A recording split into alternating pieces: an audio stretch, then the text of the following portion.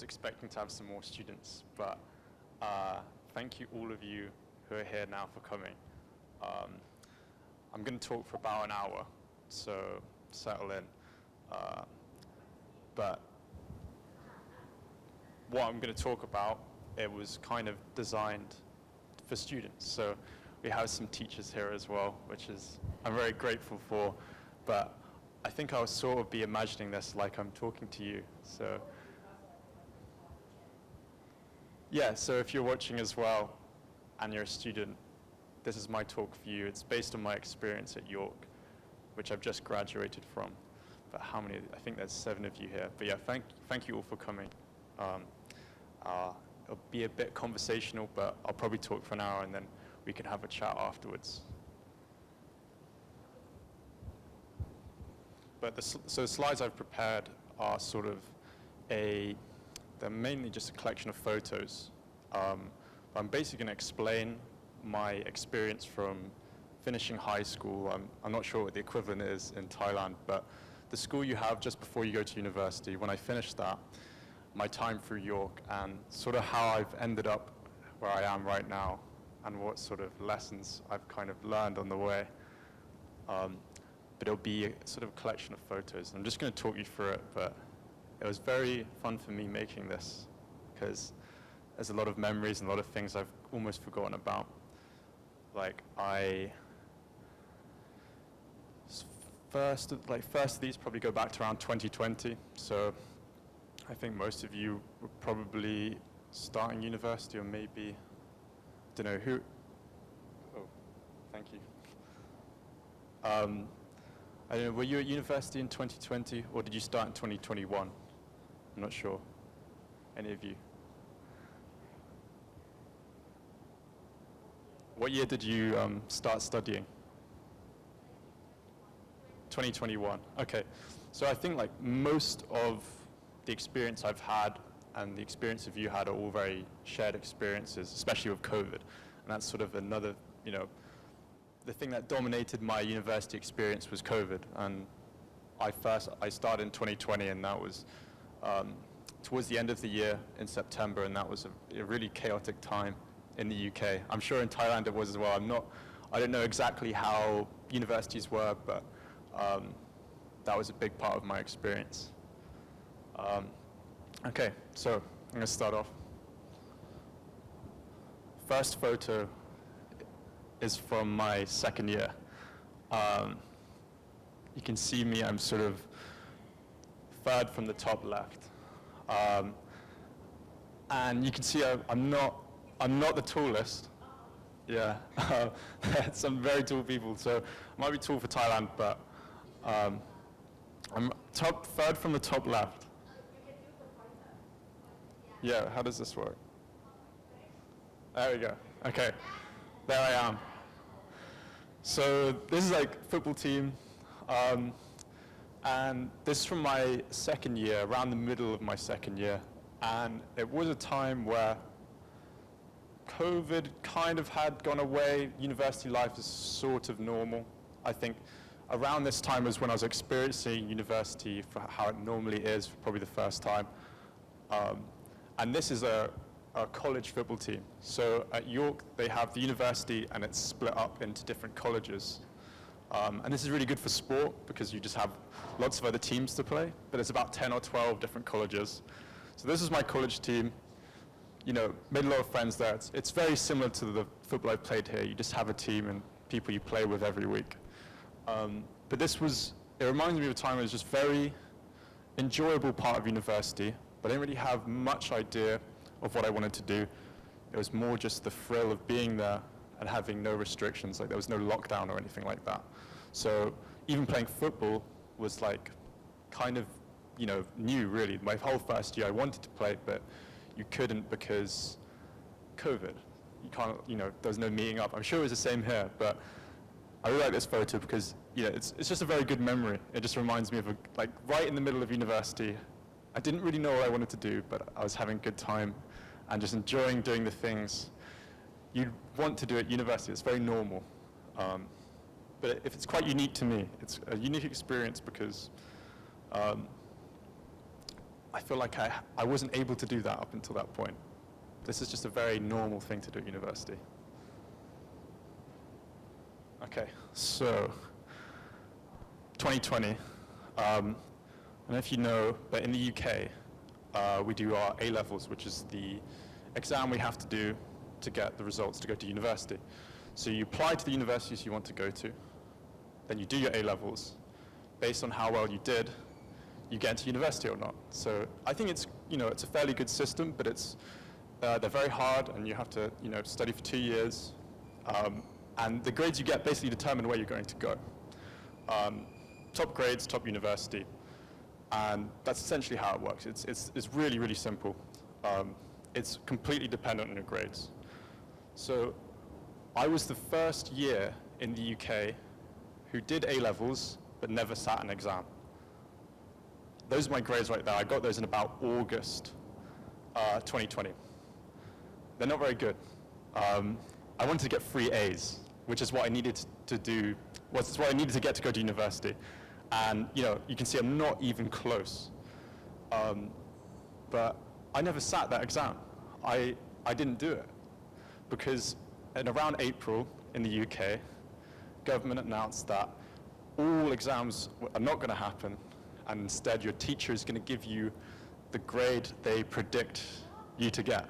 So for a bit of context, I was a good student. I'd been doing well up until then. Maybe my first year of sixth form, which is where you do these exams, I did all right, but obviously teachers very, not optimistic about me. So I had applied to get 3 A's. That's what I needed to go to university. So before then, it'd been expected I'd probably get around 3 A's, maybe better, maybe worse, but that would be enough. So they gave me these grades, and I open it up in around August 2020, and my entire world just sort of crumbles, because I think I have this idea in my head of where I'm going to go to university, what I'm going to study. I wanted to study physics originally, so I'm sure you can relate to having a sort of image in your mind of where you're going to be in the next year and kind of idealizing it in a way, looking forward to it.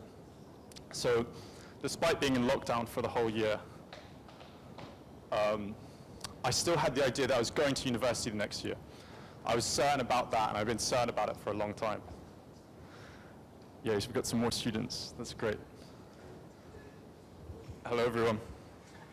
Saudi Club. I find these seats very uncomfortable, actually. I quite like having something to lean on. I don't know, but I don't know how you can sit on those for hours and hours. So I've got quite bad knees. Maybe that might be it. Okay, I think I'm going to go back and tell everyone who's just come in what I'm going to do. So sorry if you've been sitting here for some time already, but I might just go back over. So this is a sort of talk I've made just based on my experiences of university, how I've got here, and I'm just going to talk you through some pictures and things like that. So rewind. This is me, middle of university, and enjoying it a lot. COVID is not a problem anymore. There's no lockdown, and there's a time in university where I was starting to enjoy the things that you might expect are completely normal at university, like playing football, university football team. But I didn't know what I wanted to do. I just arrived, and I'd finally settled into York, and I was just having a good time. So that was my first slide. So next picture is, these are my grades that I got into York with.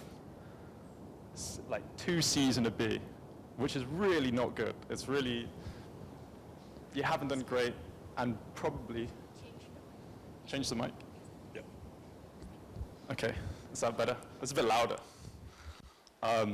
So I was just telling the students who were here before about my grades. So I never sat an exam for these grades. I didn't do a written paper. I didn't do anything. These were just given to me, yeah, in an email. So I hadn't seen my teachers in 6 or 7 months. School had been cancelled. I've just been basically living at home, having a really good summer in 2020, and I get given these grades. And up until that point, I had been slightly worried but fairly confident that they'd give me some good grades and I'd be able to go to university. So when I saw these, my first thought is, oh my God, I'm not going to uni. I'm not going to university. There's no way I can get into anywhere I want to go with these. And that day when I got these, just awful. Because I had an idea in my mind that as soon as I finished studying, I would go to university, or as soon as I get these grades, I'd go and study. And I'd built up that picture of exactly the sort of lifestyle I'd live, who my sort of friends would be, what I'd do at university, how I'd study, and I idealized it a lot. So when I got these, maybe like 8 a.m. in the morning, that's very big sinking feeling of, oh, okay, the future I've had in my head for a couple of years now is just not going to happen, because these are just really, really poor, like really hard to get into university I wanted to go to. So I wasn't really going to accept that I wasn't going to university. Maybe I shouldn't have gone, maybe I should, but I still had that kind of image in my mind that, no, next year I'm going to university, I'm going to find a way. And I think that made it, because it was necessary I go, you can get a lot of bravery from that. And I'll explain what I mean. So when I got these grades, there's a thing called clearing in the UK. So there's lots of universities, lots of really good ones. There's a list of probably like 20 universities I'd be more than happy to go to.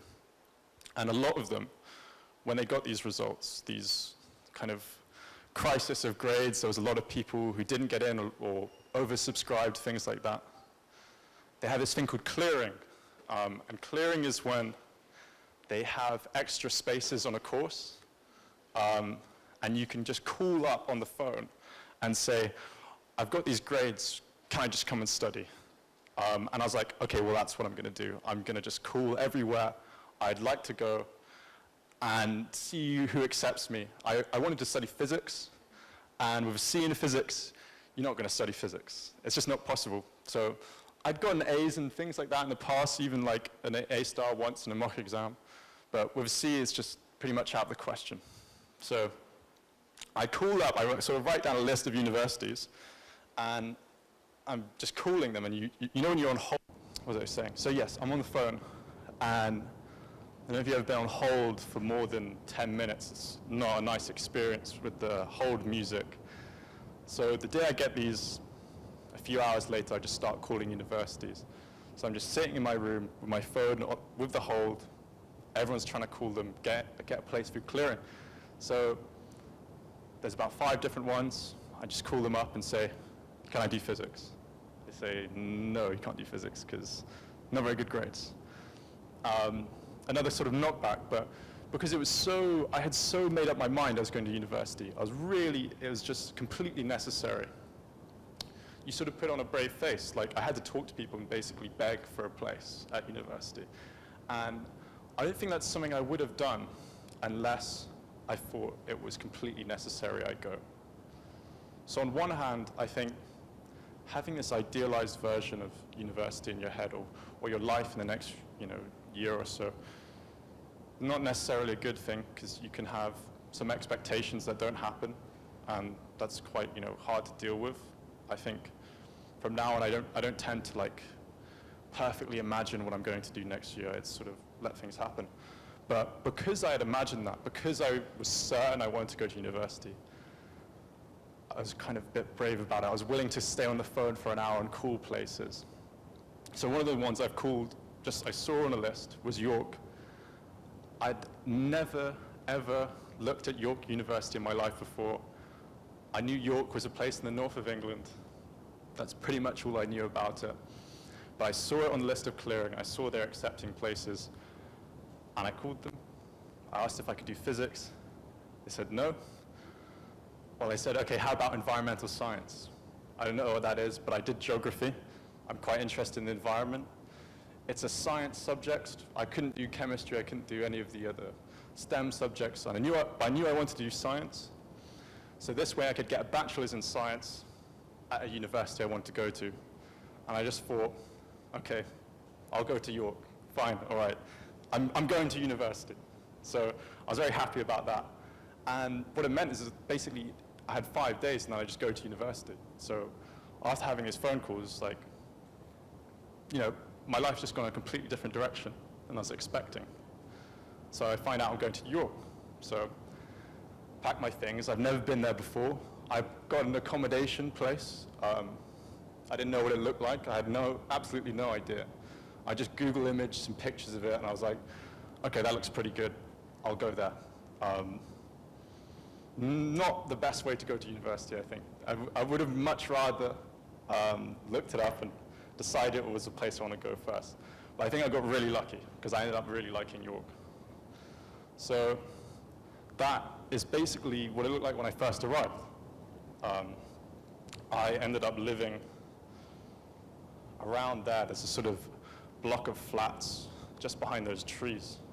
So I drive up with my mum, and I walk, you know, I arrive at the car park just sort of over there. And the first thing you see is this gigantic lake, which is right in the middle of the university. I just thought, this is amazing. This is like an amazing campus. I live in a great spot, and it kind of blew me away. I was so excited to be there because I had absolutely no expectations at all. It's kind of like the opposite from when I had my grades, where I had like lots of expectations to get good grades and go to a good university. York is still good, but I had no expectation of it. What can I do apart from just enjoy it? So I sort of thought of it as like, I'm going to turn up to York, and I'm just going to adapt to what it's like. You know, I don't know what it's going to be, but whatever it is, I can shape myself to enjoy it. I got some more people. Hello, hello. How are you doing? I'm going to give another quick summary. I've just arrived at York University. I didn't know I was going to go there. I got terrible grades. This is the only university that let me in. So I've just arrived with no expectations of what it's going to be like. But yeah, so I find myself in a strange campus. I'm just excited to be away from home anyway. And it's sort of why I knew I just had to get to university anyway. I just knew I wanted to go because I knew I'd enjoy just being away from home and studying. So it didn't really matter too much where I went. But I was very lucky that York is just such, you know, it's a very attractive place to go and study. It's a nice place to live. But I found a way that I sort of adapted to living there. Sort of changed my expectations in a way that I didn't, you know, I could live normally. I adapted to the place so much that you kind of no longer adapt. It just becomes who you are. And it's sort of like being here on this campus. You know, I've got to change my lifestyle, but you change in a way that you don't have to change anymore. It sort of changes who you are. So you kind of just merge with the place, kind of. And I like this idea because I think it means that wherever you go, you can, you know, be happy and do good work. And it's a nice feeling of turning up to a place you have no idea about, which is very much like how I turned up to this campus.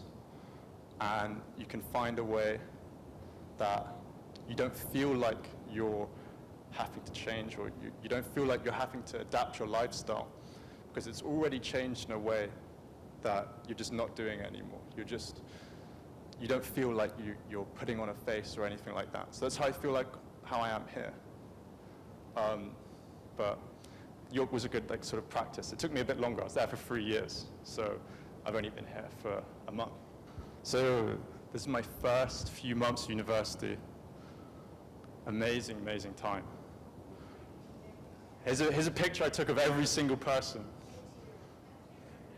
Yeah, Ed Sheeran went to York. There he is. This is my entire flat. So there's a very long corridor, like a concrete building. I think it was There's what, like, is there 19 there? I don't know. But very, very busy, cramped kind of flat, and I loved it. But a few days arriving, I basically find out we've all got COVID. None of us are allowed to leave for 2 weeks. And the government is basically saying they're okay with uni students just being locked up in a university. This was sort of big news in the UK at the time, that you weren't going to go home for Christmas. You were just going to stay at your university. So I had no lectures. I had nothing. I had, things online. I'm sure you're familiar with that. I'm sure you had university or classes at the same time. Everyone knows what COVID was like. It feels a bit weird even talking about it. So we get locked up. So my first few weeks of university is just being trapped in this sort of concrete building. And it was, being completely confined like that, I was really annoyed about it. Because I think the university was handling things badly. I didn't like what they were doing. But actually it was really, really fun, really exciting time. So the picture on the right, they sent us some food to live on, basically, because we weren't allowed to go to the shops or anything like that. So these are the supplies we got for 1 week. Yeah, it looks pretty bad. I think they were expecting we'd order some more food, but this is what we got for free. And considering we lived in accommodation where we'd already prepaid our meals, it was catered. So this is what we got instead of our catering. But you can see I got some baked beans there, a couple of bread rolls. And I remember I was looking at this picture a few days ago. I remember how annoyed I was at seeing that. I was so furious that I was like, I can't believe university's doing this. This is just terrible. But looking back, when I saw this, I was laughing about it because it was just such a good time. I remember about 20 of us were all trapped into this flat, and we just sort of partied every day. We all studied, but we were all kind of forced to get along with each other, and a lot of sort of tension arises from that. But we just found out that having a good time and just enjoying each other's company is the only way you're going to get through being locked up in an accommodation. But yeah, that's not really what you want to live off. So we were very confined. Conditions weren't, amazing. I just moved out from home into a much, worse, objectively quality of life, just much less luxurious apartment. It's just not as nice. But with that, it gives you a lot of chances to explore and grow and that sort of thing. Sounds a bit cheesy, but this is some of the times I look back most fondly of my whole time in university. And I almost forget that I was locked up and I had COVID and I couldn't leave. It's not the first thing that comes to mind. So that's our kitchen. And we would just put whatever decorations we want. We were just almost so bored that we had to kind of enjoy and make friends and just do weird, creative, fun things just to pass the time. So it ended up being a really, really fun time. And part of the idea of that is I think sometimes, this is an external thing. I can't stop COVID, I can't stop university, I'm already here. There's nothing I can do about being locked up here. If you're frustrated at that external thing, that's the kind of only way you can come to terms with what's going on. You can't just be angry because it's happening. It's happened to you. What else are you going to do apart from just find a way to enjoy it? So this was time. So I basically got my grades last week. I've turned up here. I've got COVID. I can't leave, but I'm having a really good time. So looking back at it, the one thing I've sort of learned from it is that there's just times, at university where you kind of just have to surrender yourself to what is happening. This is just how things are going to work. So I felt like I did sort of surrender to just going to a university I didn't expect, being locked up, having to make friends with these people who I didn't know. But by doing that, you sort of acknowledge that there is a process beyond just you, and once you kind of accept that you're just going to kind of go with the flow and surrender yourself, things become a lot easier, I think. So I wasn't feeling that at the time, and especially not when I got my grades. I did not feel like I was surrendering. I felt like I was still making all the decisions myself. I didn't feel like there was forces out of control that were deciding where I went to uni. I still felt like I had all this control. But looking back, it was actually because I just sort of decided, okay, where I'm going to go to university is out of my control. Because I realized that, and surrendering to that, that's how I ended up having a really good time at university. And because I went to York. But if I didn't, surrender myself to these, kind of greater force that's going on, I probably wouldn't have gone to York. I might not have gone to university. I don't know what would have happened. But I was definitely more happy looking back, and when I was enjoying myself the first week, even though at the time I was really annoyed by it, because I just sort of surrendered myself and just tried to make the most out of being locked up in a university hall. I really enjoyed it. So you can't really see this that well, but that is my accommodation. That's where I was living. So we were the first floor. And it does look, it's a bit like a prison. It's like a concrete block. So it's really cramped. But we all had a very good time. And for the reasons I said looking back, I think that's why I enjoyed it. I didn't realize what I was doing at the time. But now I think about it, and now I've sort of accepted these things more, that there are things out of your control. But there are ways to enjoy it as well. So the photo on the right, I'd say is probably a couple months into university. So we were brewing beer in our student halls. So when we're in lockdown, really bored, there's nothing to do. You can't go to the pub, nothing like that. So we decide, okay, what would be interesting is to give brewing a go. It's kind of like a hobby in the UK. It's like a dad kind of hobby that people do. So we bought these buckets, water, we got all the equipment, and this is my friend, Manish. He's from Malaysia, I think. Yeah. But he did biology, I did environmental science. I think, okay, we understand fermentation quite well, we need something to do. Yeah, let's brew some beer. So we bought a big sack of the grain and stuff, with all the ingredients you needed, all the chemistry equipment to measure the specific gravity. I don't know, I was in a class the other week and they were doing that with some soil samples. I was like, oh yeah, I remember this, because in my first year we brewed beer in our halls. I mean, you have to measure the specific gravity to get the alcohol reading, to make sure it's not too strong. So there was this really disgusting bathroom in our halls where there was just a bath and nothing else in it.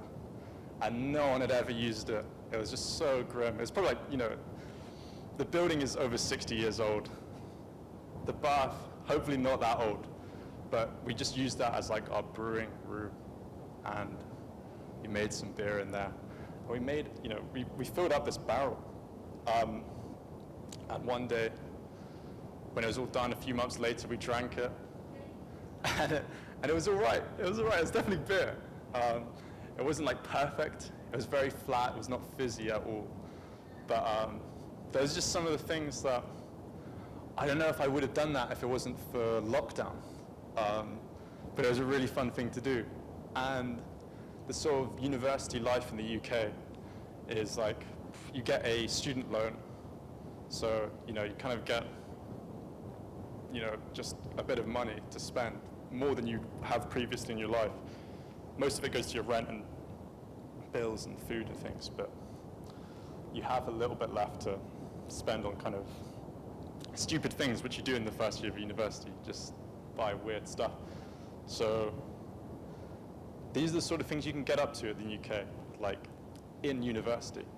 And obviously, for more religious reasons here, you can't even drink on campus. I understand that. Probably wouldn't do that here, but you have a lot of freedom to do whatever you want. But it's because we were, confined to this place that we had to come up with stuff to entertain ourselves. But the idea is you can really do whatever you want. And I remember the cleaners coming in. They didn't really clean the place. They just sort of hoovered up like as, oh, I've cleaned it. Very good. But they'd see it all. They'd see our whole like brewing operation. And they just walk, like they don't care. Like they just walk past it. And we were so paranoid that they were gonna like throw it all away. So we were like trying to like lock the door and stuff of this bathroom. We couldn't do it. But yeah, it ended up being a really fun project. Like, there was some science involved as well. So it's another just like kind of happy memory. And I almost, again, completely forget. I was like locked, basically locked up in my accommodation. But I look back and I had a really good time. At that time I was probably really annoyed about lockdown and COVID and all those things. I'm sure you have similar experiences during COVID. Maybe you look back and you realize, oh, you had a good time. Maybe not. But that's a good memory. Here's some more of York. So it ended up being a really nice place to study. And these just like kind of photos that, I don't know, the one on the right is some snow in York. It's very cold. And the one on the left is the student library. And these just sort of remind me of,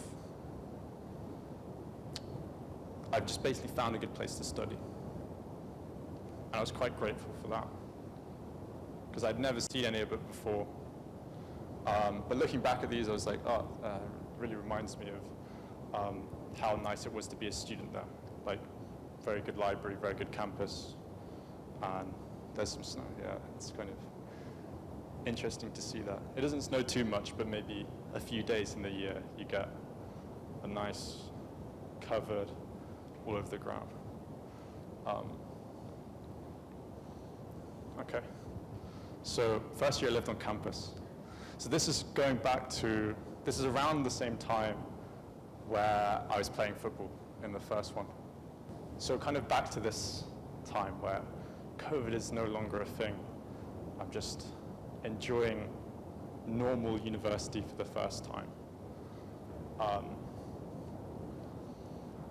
And in second year in the UK, if you're at York or a university with a campus, you move out in the second year and you find a house to live in. So this was like the most exciting thing I've done, was like moving out and you have your own house. It was shared between 4 of us. But this was like, it was like a house out of the 70s. It was really old, like proper, like really sticky carpets, and like, it was basically sinking. It was a crumbling old house, and we had a landlord who was a farmer. He'd come around in sort of like pickup truck and bang on our door. So it was like, okay, I've kind of left the sort of safety of university campus. That was like the first step into, oh, this is what just living in like a, very, very not that nice house is like. But it was a good time. So that was like kind of when we first arrived. But I felt like, I've really, taken back control of my life in York. Like the whole first year, I feel like I didn't pick my accommodation, it was just given to me, and I really enjoyed it. But as soon as I had the choice to pick where I wanted to live, maybe it wasn't quite as exciting. I really enjoyed living in the accommodation that I had no idea about. I just arrived, and it was a bit of a surprise. But now that I was off campus, and I was just a normal York student, some of the excitement wore off a little bit. Okay, this photo on the right, I've just put in, so this is like, I think this is probably in April. This is Actually not in York, it's in Leeds, which is a city about 20 minutes on the train from York. So you can go visit. But this is April. This is probably the first time it's been sunny like this year. So it's still very cold in the UK. So it's probably about like 15 degrees right now. But I remember I was visiting my friend who studied at Leeds. And I just love this photo because we go to the park, there's a big park called Hyde Park. And it felt like the entire university was there. This is my second year. And it was just so cold. And everyone has exams and things like that. But just because it's the first day that you have a bit of sunshine, literally everyone will be at the park. Like everyone just turns up. So, you know, I'll just put that in. It's just another good memory of university. And it's another time where I felt like things had become normal again. And I was just enjoying normal university life. But that's quite classic in the UK for one bit of sun and everyone just goes outside and is pretending it's summer. And it's still really cold. I don't know how people are in t-shirts there. It's quite crazy. Some more experiences at York. So this is the Lake District. It's like a national park in the UK. So I went here with my degree, and I went on a lot of trips, which I definitely wouldn't have gone if I did physics. They're some of the best memories I have from university are going and visiting, you know, mountains and things like that, staying in like a group lodging and making friends that way.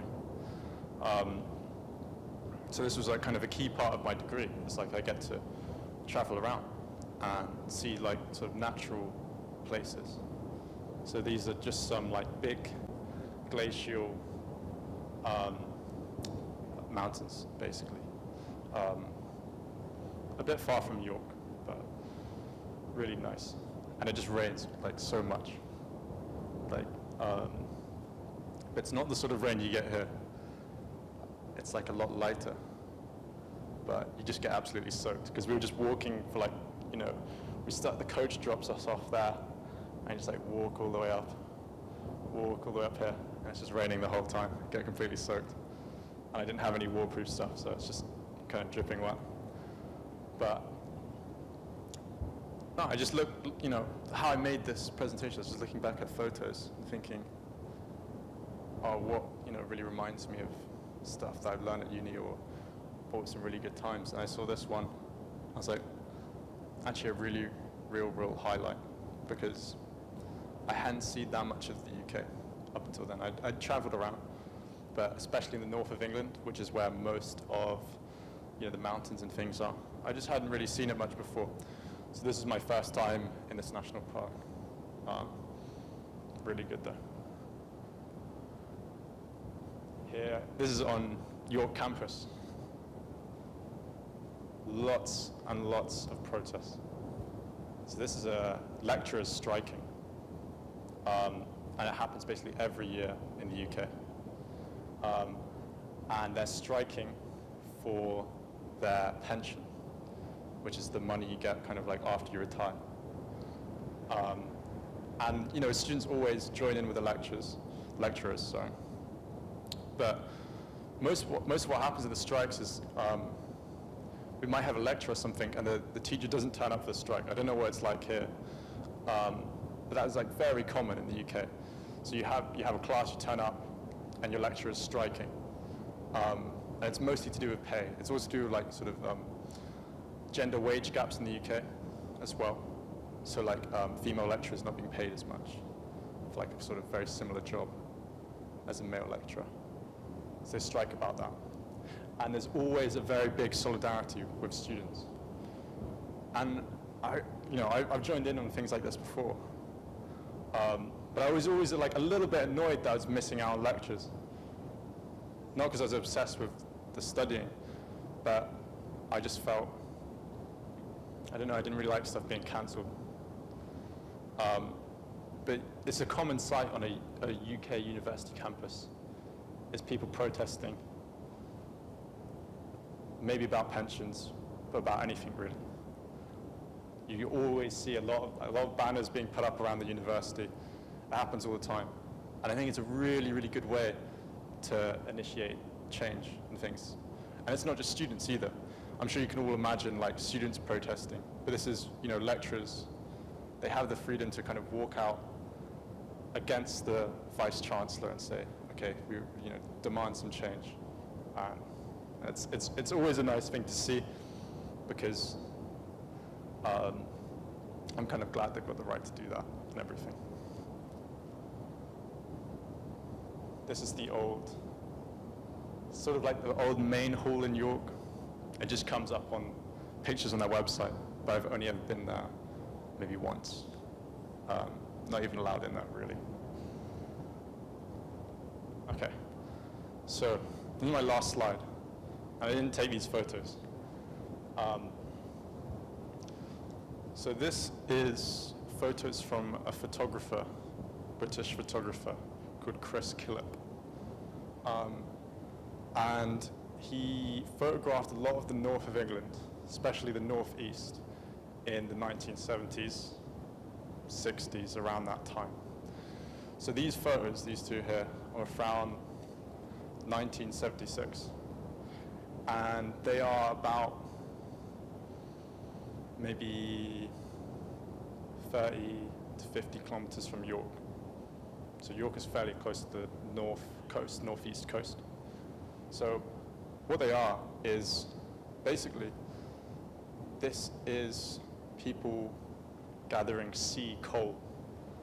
And what that is so it's a place where a lot of mining activity used to happen.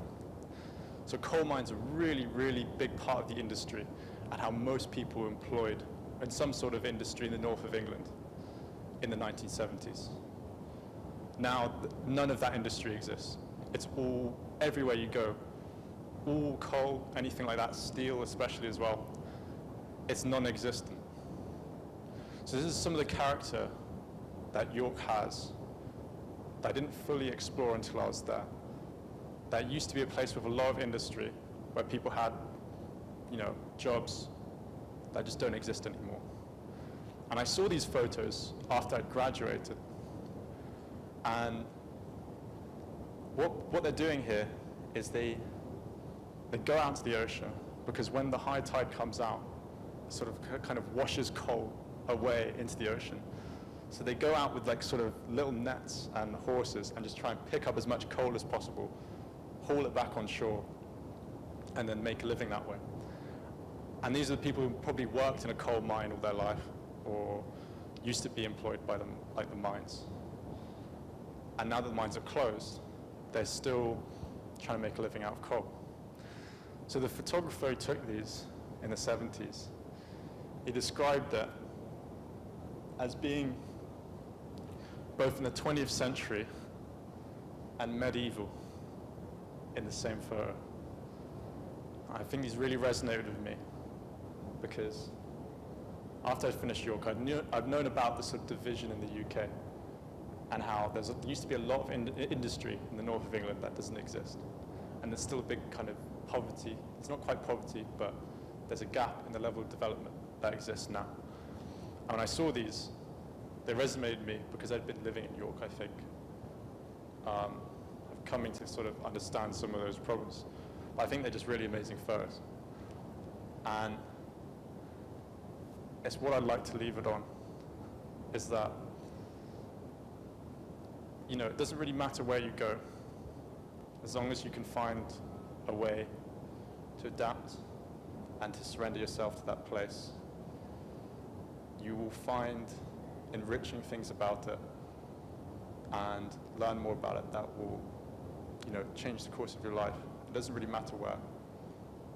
And I will say one thing, that around the time I was looking at these, this is a sort of a gallery in London, and it was around the time where I started deciding I would just say yes to everything, right?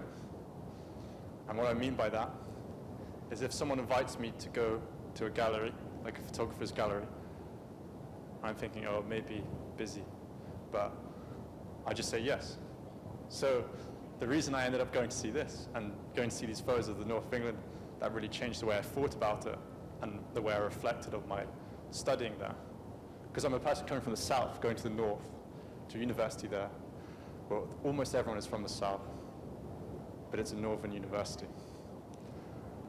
I just said yes. So someone invited me and I just thought, okay, for this amount of time, I'm just going to agree to whatever is like kind of asked from me.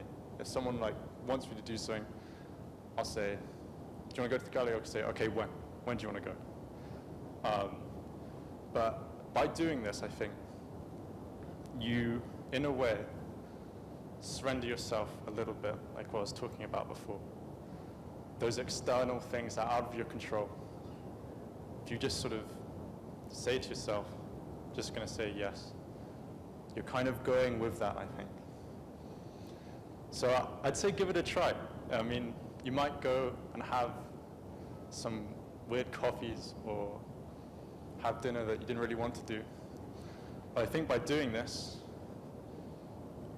it can really change, you know, what options you have in life in a way that I didn't expect. Like, I think I wouldn't be here unless I started doing this thing. It was just a bit of an experiment. I finished university. I thought, what reason do I have to say no to all these things? So I just started saying yes. I saw this program for an exchange. I thought I'd say yes. But I really recommend it, just giving it a go. And I think I'll leave it there. Thank you very much for listening.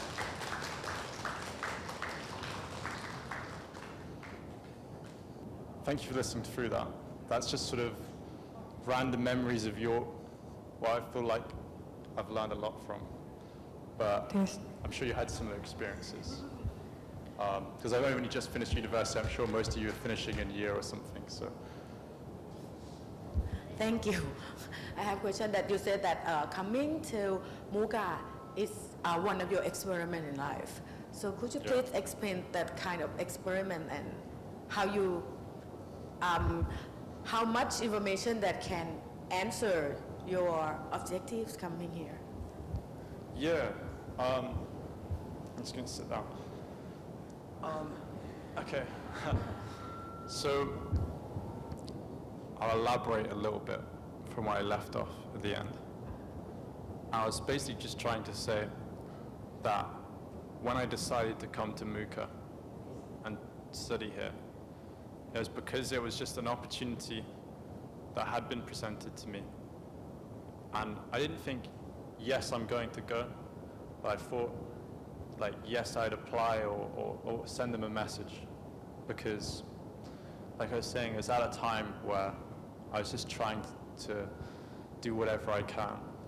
And I think if, maybe I would have applied anyway, I don't know.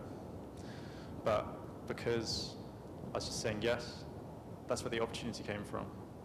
And then it certainly linked up with some of the experiences I've had at York. So I think that's why it's gone quite well so far. I've been here a month, but we'll see how the next month goes, I don't know. But I think the reason I've been able to enjoy it is a lot from what I've learned at York and just turning up to a university that I didn't apply for and things like that. And it's things like that, I keep saying this, but the idea of surrendering yourself at some point to just what's going to happen. That's something I find useful now, but I've learned from my time at York, and I definitely didn't think that way before coming here. Like when I was at home trying to find a university place, I definitely didn't think that way. I kind of had a more deterministic way of thinking that I'd do this and I'd get there and I'd get there. I'd get my A-levels and get my good grades and picturing how that would happen.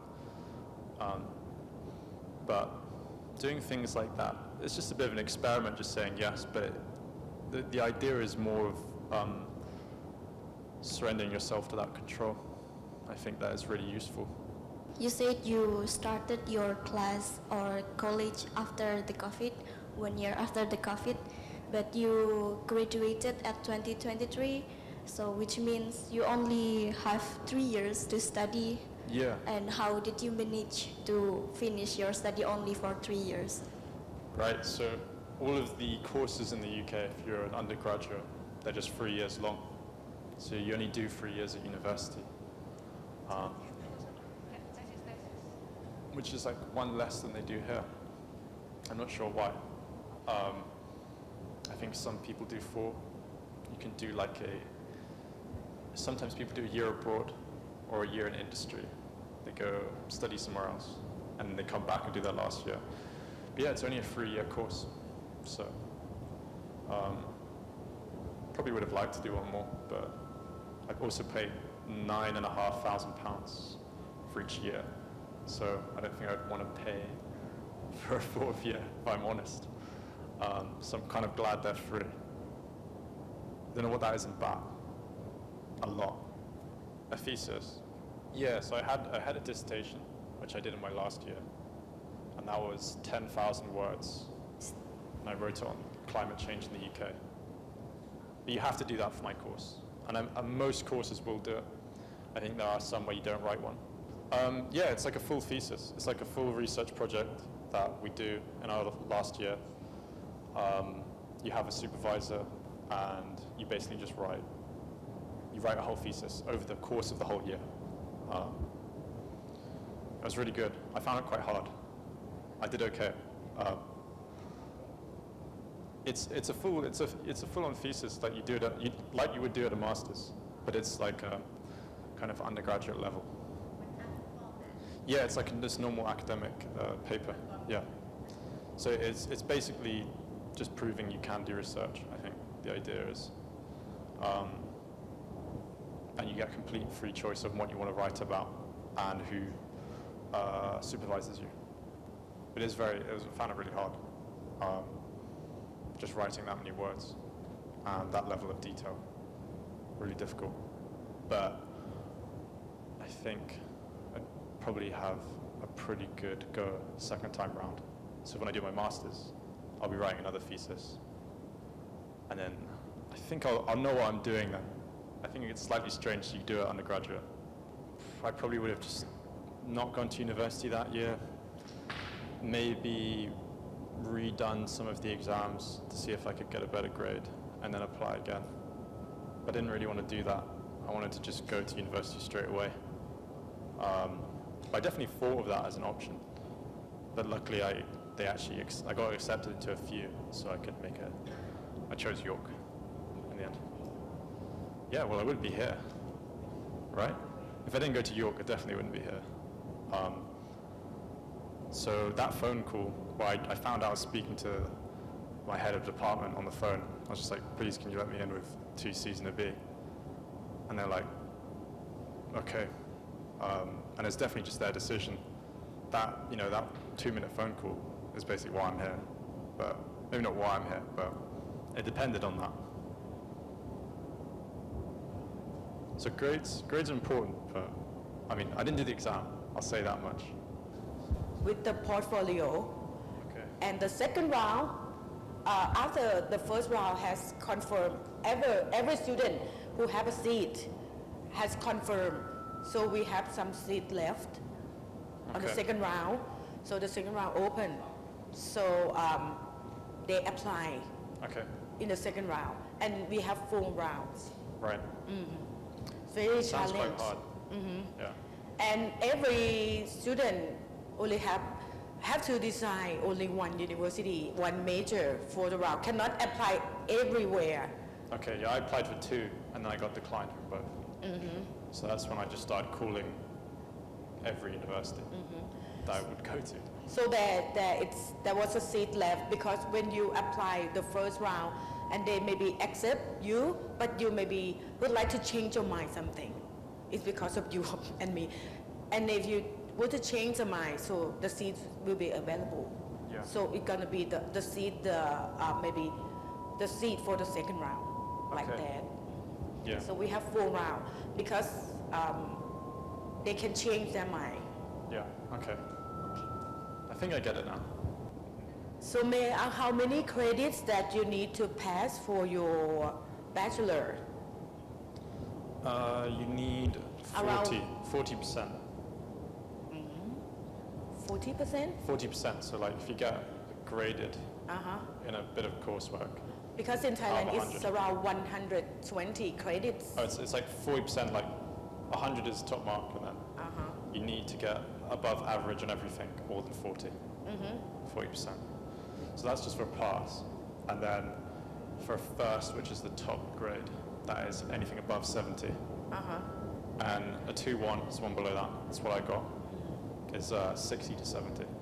And how It just many goes down. subjects you, sorry to interrupt, but how many subjects that you just average that you enrolled in a semester? Maybe like 4 or 5 a year. 4 or 5 a year? Yeah. Or not a semester? They'd like continue over multiple. So you might have one that you only have one for one semester, but most of them will go out for the whole year. They're around 4 to 5, maybe more if you're ambitious. You mean one subject you have to study the whole year, right? Yeah, so I did, one was like geochemistry. I did that for a whole year. So that was one of my modules, yeah. Interesting, because in Thailand we have the semester cut up every subject. Yeah, I think some are just one semester only, but most of them go